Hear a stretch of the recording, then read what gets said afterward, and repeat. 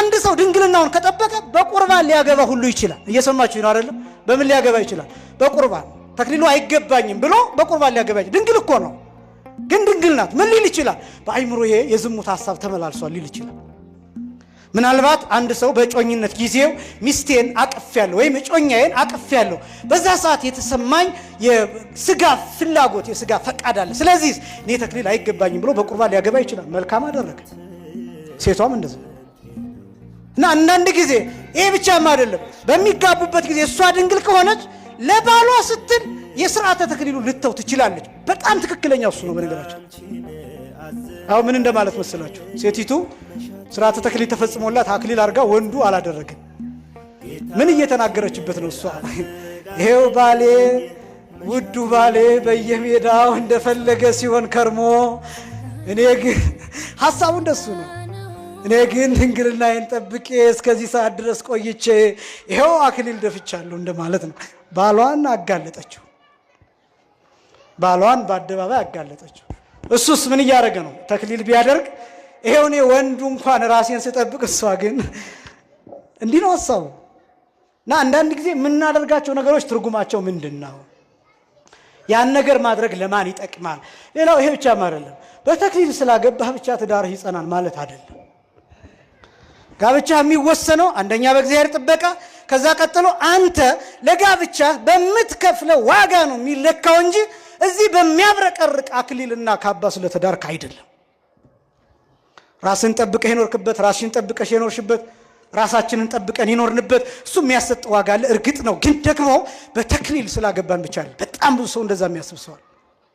እና እንደዚህ ደግሞ ስላችሁ አይ እንደዚህ ከሆነ ችግር የለውም ማለት ነው ብሎ ራስን ማርከስም አይደለም። በጣም ብዙ ዋጋዎች አሉት ራስን መጠበቅ። ይሄን ማወቅ ያስፈልጋል።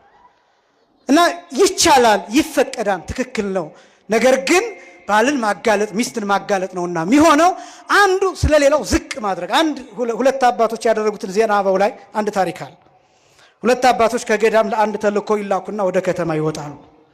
እና ተልእኳቸውን ፈጽመው ሊመለሱ ሲሉ አንደኛው ድቀት ያገኘዋል። ከገዳም ሲወጣ ያው የከተማውን ነገር አይቶት ስለማያቅ በአይምሮ በጣም ከባድ ነገር ይፈጠርበትና ድቀት ያገኘዋል፣ ይወድቃል፣ ይሳሳታል። እና ከዛ ይህ አባት በቃ እቃውን ይሰጥና ለሱ እንግዲህ አንተ ወደ ገዳሙ ተመለስ፣ እኔ ግን አልመለስም ይለዋል። እኔ ለምን ሲለው ወድቅ ያለሁ ተሳስቻለሁና ሁለተኛ የእነዚያን አባቶችን ፊት ማየት አልችልም፣ ስለዚህ ወደ ገዳሙ አልሄድም ይለዋል። እና ከዛ እሱም ይሄኛው እንዲሄድ ስለፈለገ አይ ወንድሜ አንተ ብቻ እኮ አይደለህም እኔም ወድቅ ያለሁ ይለዋል። አውቆ ማለት እኔም እኮ ተሳስቻለሁ ይለዋል። እና ከዛ ሁለቱም እንደዛ ነው እንዴ ብለው ይነጋገሩና ወደ ገዳማቸው ሲመለሱ እቃውን አስቀምጠው በዳር ይቀመጣሉ። እና ምን ሆናችሁ ነው ብለው ሲጠይቋቸው ግቡ ሲሏቸው አንገባ፣ ብሉ ሲሏቸው አንበላ፣ ጠጡ ሲሏቸው አንጠጣ፣ ወደ ቤተ መቅደስ ግቡ ጸልዩ ሲሏቸው እምቢ። ለምንድን ነው ሲባሉ ወደ ከተማ ሂደን ሁለታችንም በእንደዚህ አይነት ስተት ወድቀናል እና አይገባንም ብለው ይናገራሉ። ከዛ አባቶች ጸሎተ ማህበር ይይዛሉ።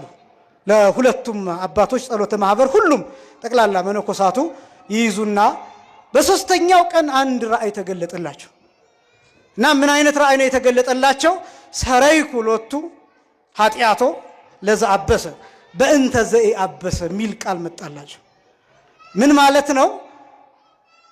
የበደለውን ሰው ኃጢአት ስላልበደለው ሰው ብዬ ይቅር ብዬልታለሁ የሚል። ስለዚህ ያኛው ሰው ማለት ያኛው ሰው አልተሳሳተም፣ ያኛው ሰው አልወደቀም። ግንስ ምን አደረገ? ስለዚህኛው ሰው ራሱን ዝቅ አደረገ።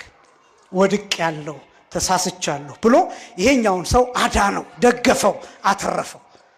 ለባልሽ እንደዛ መሆን አለብሽ፣ ለሚስትህ እንደዛ መሆን አለብህ። እና ያኛው ይቻላል፣ ልክ ነው። ነገር ግን ባልን ማጋለጥ ሚስትን ማጋለጥና በአደባባይ ሌላን ሰው ማዋረድ ስለሆነ ትርጉሙ በዚህ ምክንያት ምናልባት ይህንን መተው ቢቻልና በስርዓተ ቁርባን ቢሆን የተሻለ ነው። ምክንያቱም ይቺ ሴት ድንግልናዋን በመጠበቋ ዋጋዋ አይቀርባትም። ተክሊል ባለማድረጓ ግን ከመንግስተ ሰማያት አትከለከልም። ለምን? ድንግል ናት። ያንን የሚያውቅላት እግዚአብሔር ስለሆነ